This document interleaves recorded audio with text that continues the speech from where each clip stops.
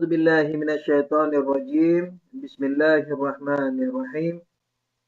أستغفر الله ربي وأتوب إليه. والحمد لله رب العالمين. ثم الصلاة والسلام على أشرف الأنبياء والمرسلين حبيبنا وحبيب رب العالمين أبي القاسم محمد. اللهم صل على محمد وآل محمد وعلى آله الطيبين الطاهرين al-ma'sumina al-muntajabin. Amma ba'du. Assalamualaikum warahmatullahi wabarakatuh. Puji syukur kehadirat Allah Subhanahu wa taala yang memberikan kesempatan kepada kita untuk bersua di sore ini, di petang ini, untuk meneruskan kajian kita tentang Ahlul Bait ini alaihissalam, yang tekanan bahasanya kepada fikih, kemudian nanti dalam pertanyaan boleh menanyakan apa saja yang ingin ditanyakan. Kalau saya mampu, saya akan menjawabnya insyaallah ta'ala. Jadi teman-teman di Bontang, sekalipun kajiannya fikih dan pertanyaannya biasanya teman-teman juga secara mayoritas ke fikih, tapi boleh menanyakan hal lainnya, gitu ya. Oke. Karena sekarang masih ada masih dalam rangka pertengahan ya, di antara peristiwa Karbala dengan Arba'in, jadi masih di hari-hari duka. Maka izinkan beberapa menit ini, mungkin 5 menit, saya akan bertabaruk dengan duka Imam Husain alaihissalam, dengan membacakan maktal, tapi tidak panjang tentunya, mungkin hanya 5 menit saja sebagai tabaruk. Semoga diterima oleh Allah Subhanahu wa taala sebagai rasa cinta dan simpati kita kepada Ahlul Bait. Saya tahu antum mengadakan duka hari-hari Asyura, hari-hari Muharram, ya, 10 hari. Dan setidaknya pada hari 10 barangkali ya. Tapi sebagaimana maklum bahwa peringatan duka itu tidak hanya pada hari-hari Muharram. Jadi kalau di mana sebagian ulama di rumahnya ngadain peringatan duka itu tiap minggu, jadi tiap Jumat. Jadi ulama yang lain datang, kemudian mengadakan peringatan duka. Bismillahirrahmanirrahim. Ya Rahmanu ya Rahim. Ya Ghafuru ya Karim. Ya Rahmanu ya Rahim. Ya Ghafuru ya Karim. Ya Rahmanu ya Rahim. Ya Ghafuru ya Karim. Sallallahu alaika ya Sayyidi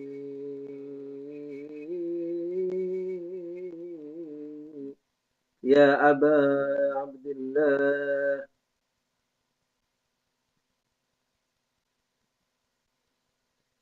Sallallahu alaika ya Sayyidi ya Aba Abdillah. Sallallahu alaika ya Sayyidi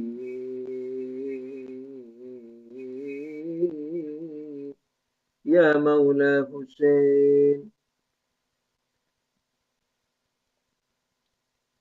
Semoga kita dapat bisa dapat kehusukan dalam beberapa menit ini, sehingga dapat kesegaran daripada tragedi Karbala di sanubari kita, sehingga kita bisa mendorong diri kita sebagai pencinta dan pengaplikasi cinta kita dalam kehidupan kepada Ahlul Bait alaihimussalam. Sallallahu alaika ya maula ya maula ya maula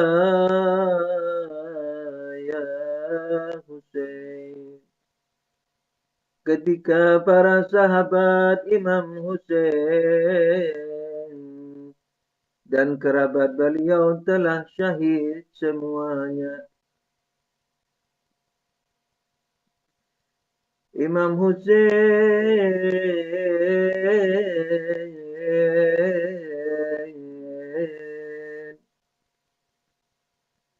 memasuki kemah keluarganya untuk berpamitan yang terakhir kali. Setelah Imam Husain mengganti baju dengan baju yang jelek dan sebagian dirobeknya dan diikatkannya dengan erat. Imam Husain memakai baju perang ya, tetapi di dalam baju perang itu ada baju lagi, itu yang diganti oleh Imam Husain.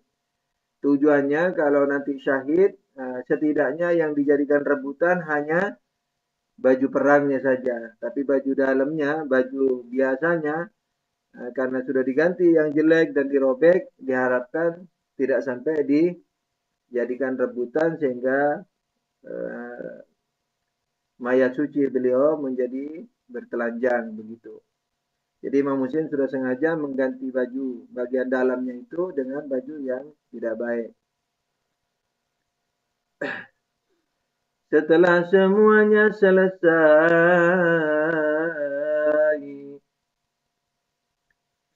istri Imam Husain berkata kepadanya, "Wahai Maula Husain,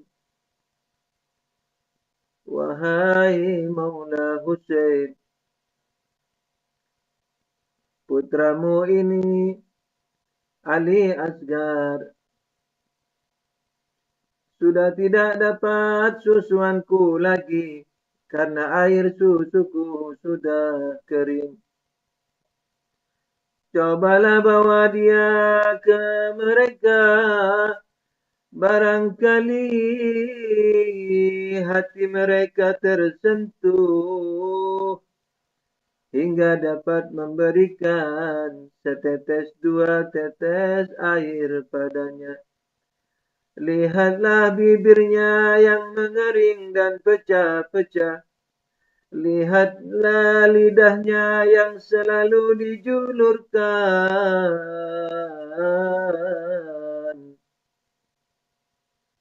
mencari setetes air susu."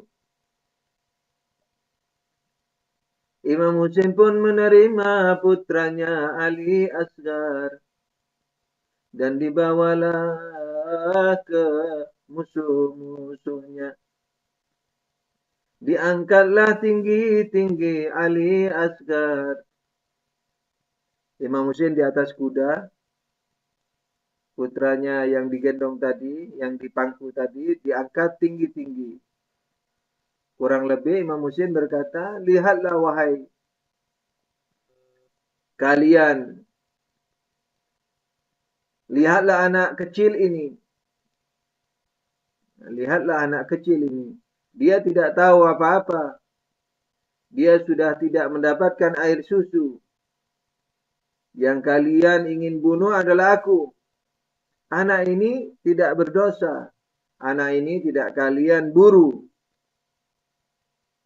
Tidakkah ada hati kalian yang tersentuh dan bersedih, yang terharu melihat anak ini sehingga kalian sudi memberikan setetes dua tetes air. Selagi Imam Hussein alaihi salam berusaha mengetuk hati para lawan-lawannya agar mereka memberikan setetes dua tetes air pada Ali Asghar. Belum juga kata-kata beliau selesai, melesatlah anak panah dari arah mereka.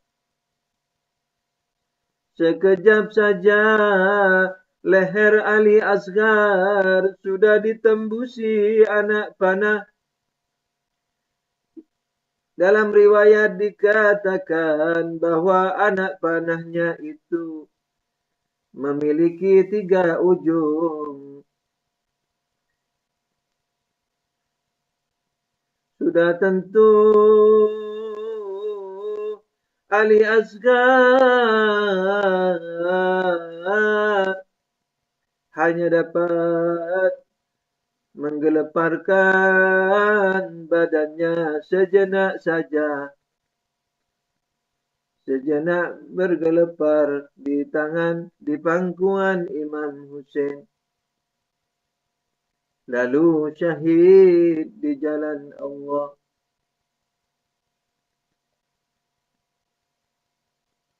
Imam Hussein berkata, "Ya Allah, terimalah kurban ini."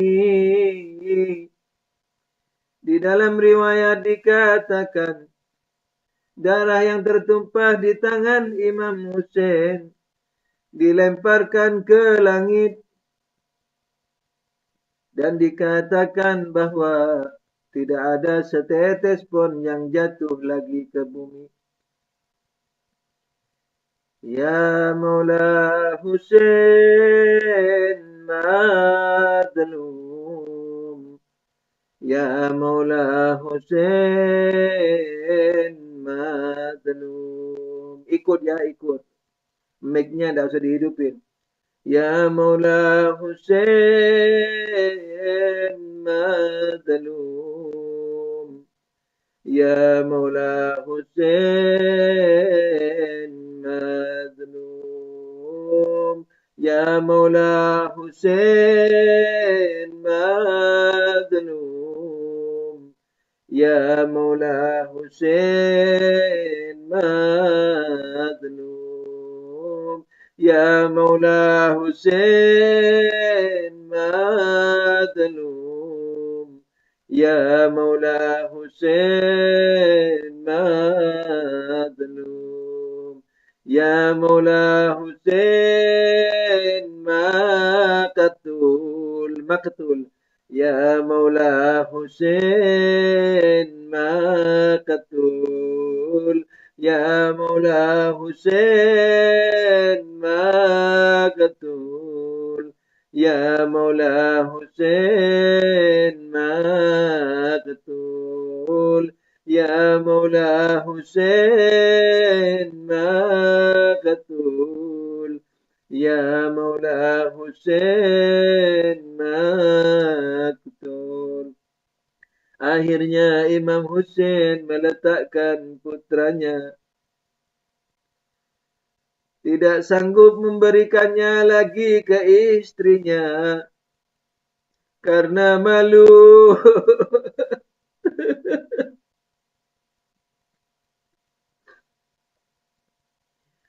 Imam Hussein ada yang mengatakan menguburkan putranya, tidak sanggup memberikannya lagi ke istrinya. Bagaimana mau menyerahkan anaknya lagi, sementara lehernya masih ditancap anak panah. Syahid dengan berlumuran darah. Imam Hussein malu, tak sanggup mengembalikan lagi putranya ke istrinya. Dikatakan Imam Hussein menguburkan dulu di belakang kemah. Sebelum akhirnya maju ke medan laga. Dan syahid di Karbala. Sallu ala Nabi. Allahumma salli ala Muhammad wa ali Muhammad wa ajil farajahum. Allahumma salli ala Muhammad wa ali Muhammad wa ajil farajahum. Allahumma salli ala Muhammad wa ali Muhammad wa ajil farajahum. Mudah-mudahan kidung yang sederhana dan pendek ini dapat diterima oleh Allah sehingga kita semua mendapat ampunan dan pahala darinya serta syafaat dari Ahlul Bait. Amin ya rabbal alamin. Untuk pelajaran kali ini yaitu halaman 83.3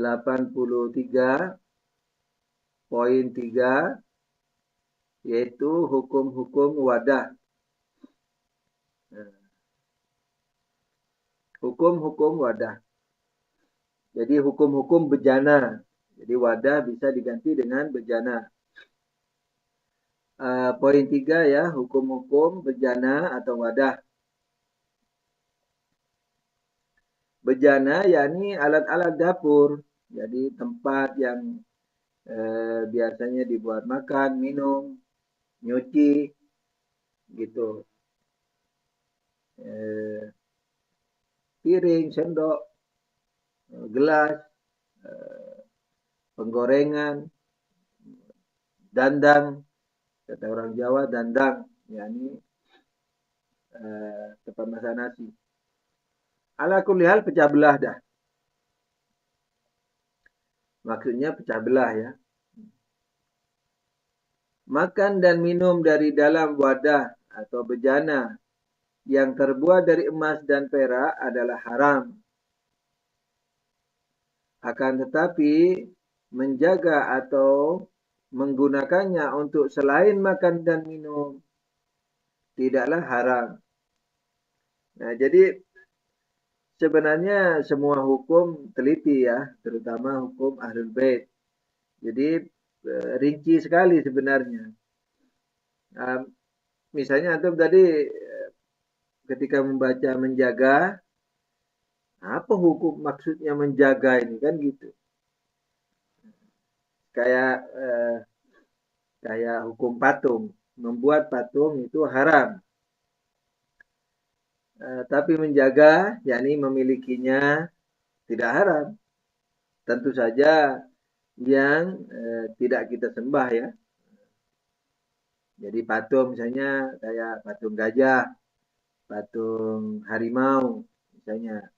Nah itu membuatnya haram, tapi jual belinya, memakainya tidak haram. Kalau patung-patung yang disembah, sekalipun kita tidak menyembah, mungkin kalau kita jual jadi haram. Mungkin tapi masih ya. Karena terhitung nanti menyebarkan kesesatan. Tapi kalau hukum asalnya patung itu asal tidak menyesatkan, maka yang haram hanya membuatnya saja. Jual belinya, memakainya tidak haram. Begitu juga dengan hukum bejana ini. Makan minum dari bejana yang dibuat dari emas atau perak itu hukumnya haram. Nah, akan tetapi menjaganya, nah, jadi menjaga, misalnya ditaruh di lemari hias, nah, atau menggunakannya untuk selain makan dan minum, ya seperti hiasan tadi, yang saya contohkan hiasan, lalu menjaganya juga, ya kan? Memilikinya, menjaganya, itu tidak masalah. Jadi yang diharamkan hanya apa? Makan dan minum dari bejana yang dibuat dari perak dan emas. Poin berikutnya perhatian. wadah-wadah yang disepuh dengan air emas atau perak, yakni yang tidak asli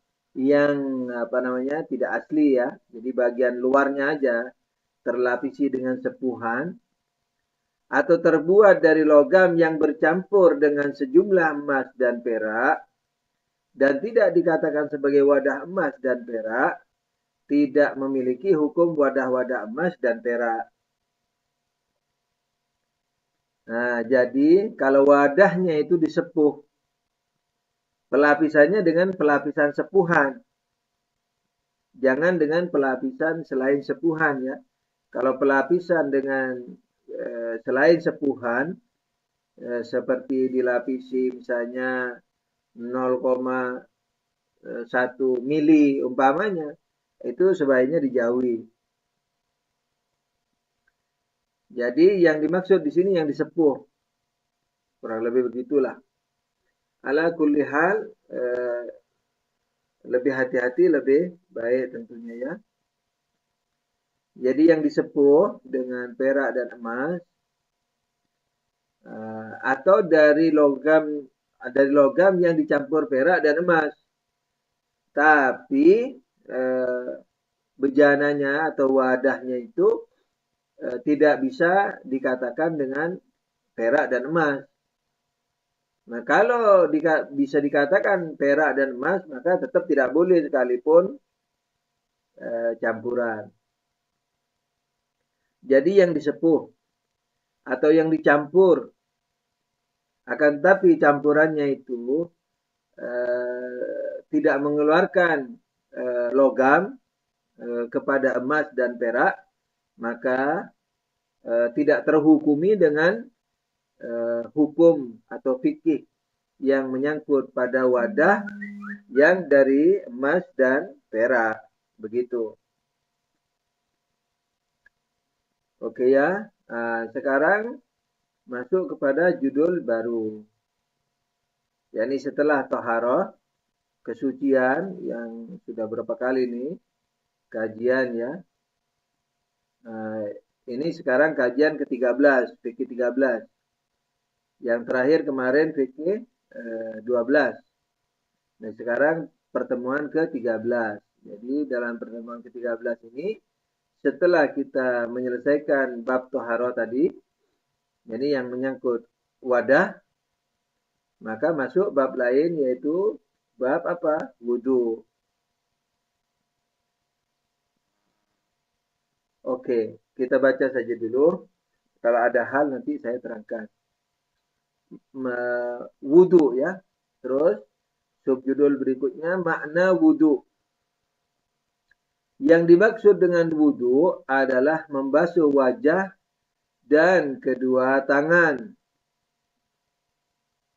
mengusap bagian depan kepala dan permukaan kedua kaki dengan syarat dan tata cara yang ditentukan. Nah, saya ulang. Yang dimaksud dengan wudu adalah membasuh wajah dan kedua tangan, mengusap bagian depan kepala dan permukaan kedua kaki dengan syarat dan tata cara yang ditentukan. Amalan ini dalam agama Islam merupakan sebuah perantara untuk mendapatkan kesucian spiritual. Juga merupakan pendahuluan dari sebagian amalan-amalan wajib dan mustahab. Mustahab yakni sunnah. Di antaranya sholat, tawaf, membaca Al-Quran, memasuki masjid, dan lain sebagainya. Nah, jadi apa namanya ini, wudu, nanti akan dirinci caranya bagaimana, tapi definisinya adalah biasanya dikatakan 2 basuhan dan 2 usapan. Begitu. Wudu adalah 2 basuhan dan 2 usapan. Nah, bisa dirinci lagi seperti yang sudah kita baca. Wudu adalah membasuh wajah dan kedua tangan, itu yang dimaksud dengan 2 basuhan, dan mengusap bagian depan kepala dan permukaan kedua kaki. Itu yang dimaksud dengan 2 usapan. Nah, amalan ini dalam agama Islam merupakan sebuah perantara untuk mendapatkan apa? Kesucian spiritual. Kenapa dibilang kesucian spiritual? Karena bukan membersihkan najis, tapi membersihkan hadas. Hadas ini anggaplah kekotoran spiritual, dan wudhu adalah apa? Yang mensucikan hadas adalah apa? Kesucian spiritual ya. Nah, di samping dia sendiri merupakan, jadi wudhu punya 2 dimensi. Dimensi pertama adalah kesucian spiritual. Dimensi kedua apa? Sebagai mukaddimah dari amalan-amalan yang lain. Jadi mukaddimah atau pendahuluan dari amalan-amalan lain seperti sholat, tawaf, membaca Quran, memasuki masjid dan lain sebagainya. Jadi ada yang wajib seperti sholat, ada yang sunnah seperti membaca Quran, memasuki masjid. Ini sunnah. Tawaf saya ragu, sepertinya wajib ya. Kemarin apa namanya, waktu saya memberikan apa namanya pengajaran haji yang pendek, dengan hanya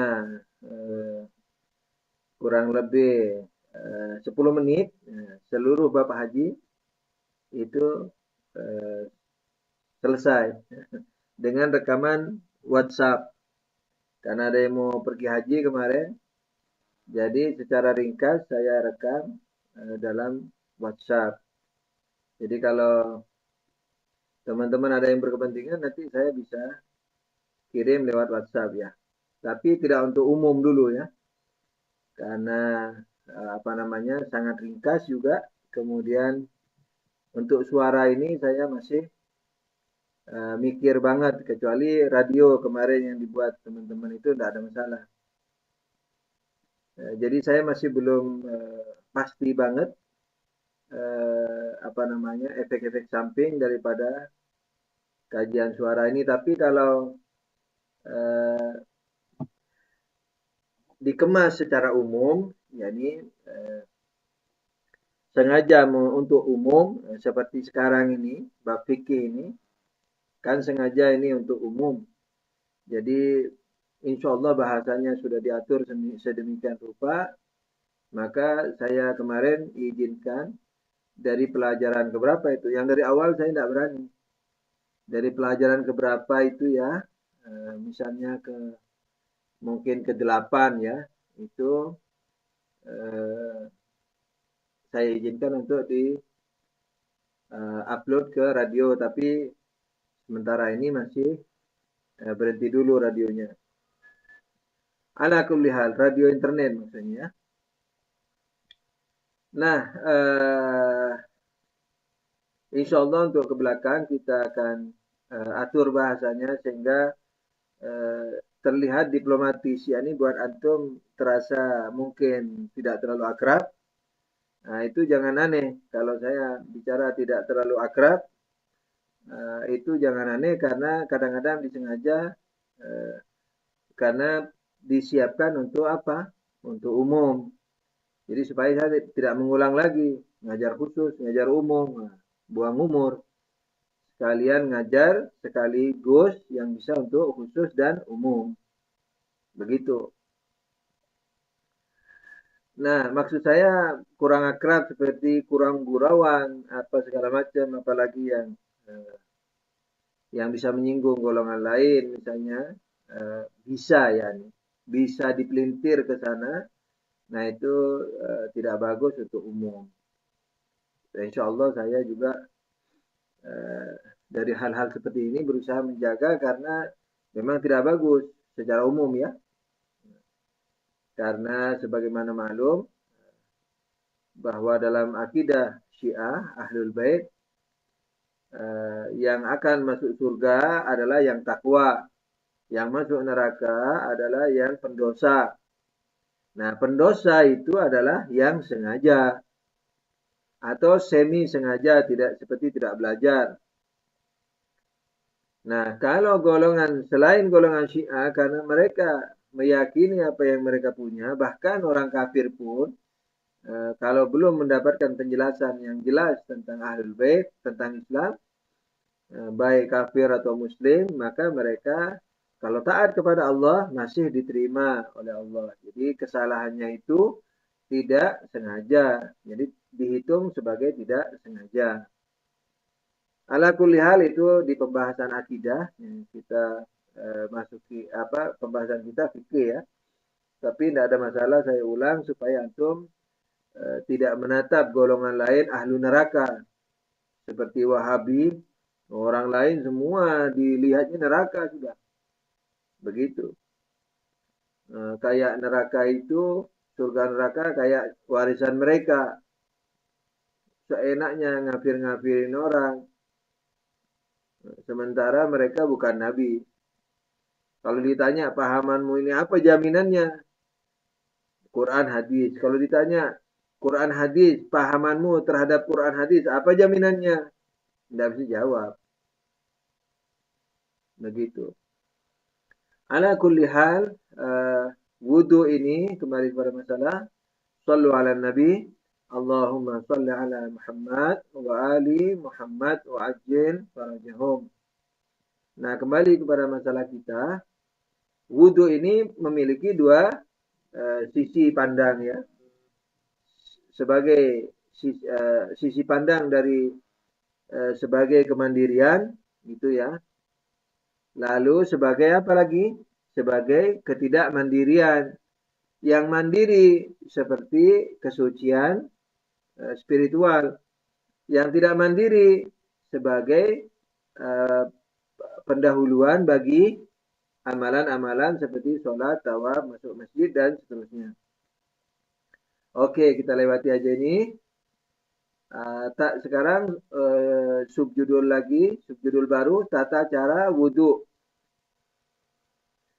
Tata cara wudhu terdiri dari dua tahap, membasuh dan mengusap ya. Satu membasuh, dua mengusap. Duanya itu ada di halaman berapa? 86 ya kali. Ala kulli hal, terdiri dari dua tahap, satu membasuh, dua mengusap. Yang membasuh ada dua hal yang perlu diketahui bersama. A. Membasuh wajah dari atas dahi hingga ujung dagu. B. Membasuh kedua tangan dari siku hingga ujung-ujung jemari. Nah, membasuh wajah dari dahi. Nah, dahi, mana dahinya? Batasan paling awalnya mana? Jadi batasan awalnya dahi mana yang harus dibasuh? Jawabannya adalah awal tumbuhnya rambut. Jadi awal tumbuhnya rambut di mana? Nah, itu yang dimaksud dengan apa? Dahi. Yani dari atas dahi. Nah, jadi yang dimaksud dahi permulaannya dari awal tumbuhnya rambut. Nah, kalau awal tumbuhnya rambut di suatu titik, di suatu garis, kan garis tuh selebar dahi kan. Awal tumbuhnya rambut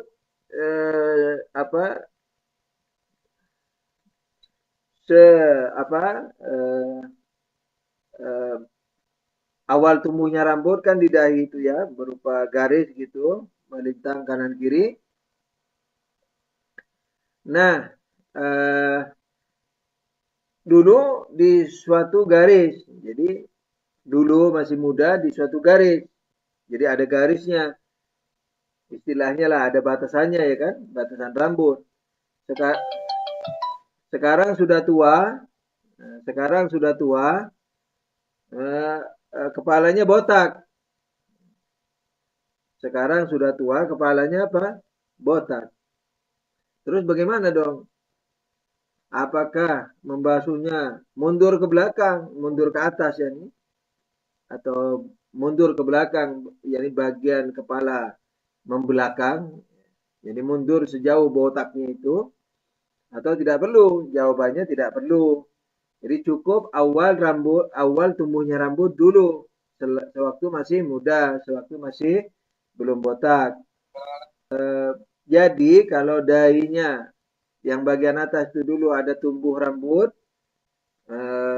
di daerah tertentu, di garis tertentu, lalu kemudian menjadi botak di setelah agak tua, maka kewajiban wudhunya tetap di garis yang dulu itu, yakni di garis yang masih banyak rambutnya. Begitulah. Oke, sampai ke dagu, ke ujung dagu. Sampai ke ujung dagu. Ya, ini kan ada tulangnya itu. Ujung dagu itu. Nah, pokoknya sampai ke ujung itu sudah. Kalau jenggotnya panjang, maka yang di bawah dagu tidak wajib dibasuh. Boleh dibasuh, tapi tidak wajib. Jadi kalau jenggotnya melebihi dagu, maka yang selebih dari dagu, yang lebih ke bawah dari dagu itu tidak wajib dibasuh. Itu yang saya tahu, mungkin nanti kita lihatlah fatwa Rahbar ini bagaimana kelanjutannya. Hafizahullah. Nanti kalau ada hal barangkali berbeda dengan imam, kita akan lihat nanti. Tapi secara umum seperti itu. Nah, B, membasuh kedua tangan dari siku hingga ujung-ujung jemari. Nah, oh belum nih, wajah masih wajah ya. Kan mengusapnya dari ujung rambut, ujung dahi, tempat tumbuhnya rambut, ke ujung dagu kan begitu. Itu dari sisi apanya? Tingginya, dari sisi lebarnya, sejauh mekaran antara jempol dengan jari manis atau jari tengah. Walhasil. Nah, tapi sebaiknya sisanya itu samping kanan kirinya dibasahi juga. Begitu ya. Oke. Terus yang B, membasuh kedua tangan dari siku hingga ujung-ujung jemari. Nah, biasanya dilebihkan sedikit di atas siku untuk kehati-hatian. Jangan meniatkan anggota wudhu. Jadi kalau melebihkan basuhan kepada anggota wudhu atau mandi, nanti mandi besar ya, atau wudhu, kalau melebihkan jangan diniatkan sebagai bagian dari wudhu. Niatkan sebagai kehati-hatian supaya bagian yang wajib itu yakin terkena. Begitu.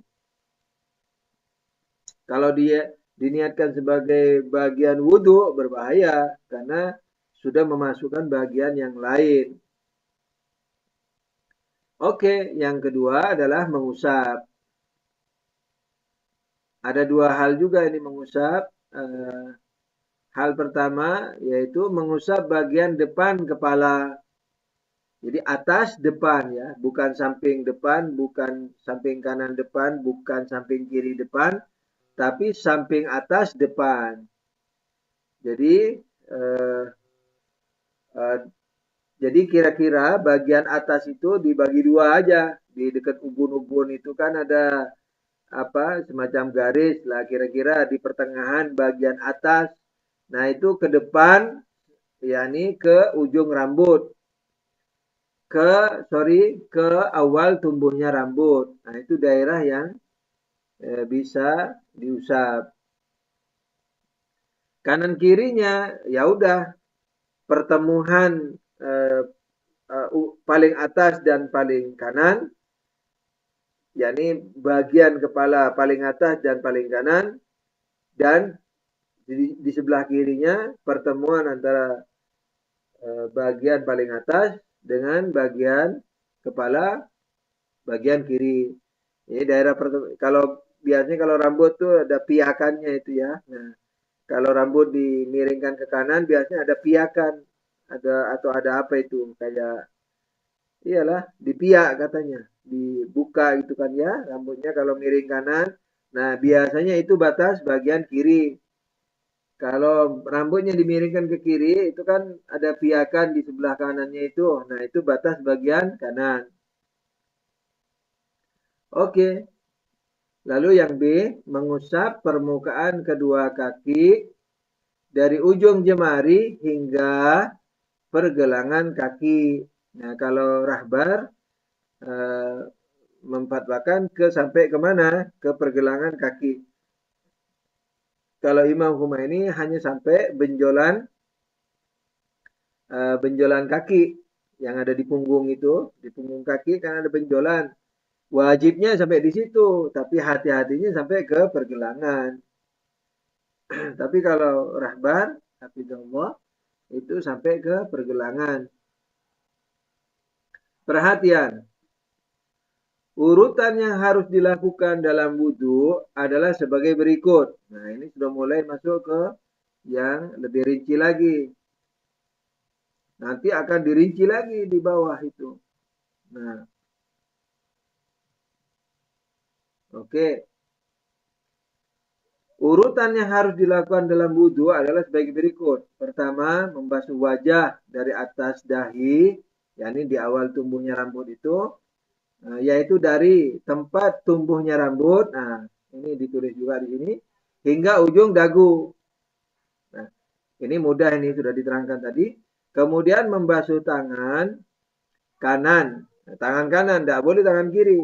Loncat tidak boleh. Jadi urutan ini dalam bahasa Arabnya disebut tertib. Nah, tertib ini wajib di Syiah, bukan sunnah. Dulu saya menjadi waktu masih sunni, mendahulukan tangan kanan hukumnya sunnah. Tapi kalau di Syiah hukumnya wajib. Kemudian membasuh tangan kanan yang dimulai dari siku hingga ujung jemari. Nah, dilanjutkan dengan membasuh tangan kiri yang dimulai pula dari siku hingga ujung jemari. Setelah itu mengusapkan tangan yang lembab, nah, bukan yang lembab ini. Mengusapkan tangan yang uh, uh, ya yang ada basahannya gitu ya. Lembab ini saya masih belum, sepemahaman saya lembab itu tidak harus ada airnya. Begitu. Padahal yang dimaksudkan yang secara meyakinkan adalah ada airnya. Jadi diganti saja itu supaya lebih hati-hati, supaya lebih bagus pemahamannya gitu ya. Saya tidak berani nyalahkan lembab, tapi bagi saya kurang bagus, kurang meyakinkan, nanti yang membaca bisa salah-salah. Nah, lembab itu diganti dengan yang ada basahannya gitu. Lembab diganti ada basahannya. Dan yang terakhir, mengusapkan tangan yang lembab. Lembab ini diganti ada basahan airnya di atas permukaan masing-masing kaki, dari ujung jemari hingga pergelangan kaki. Mudah ini, tidak perlu saya jelasin. Dan saya juga tidak melihat ada poin yang perlu diterangkan karena tadi juga sudah diterangkan.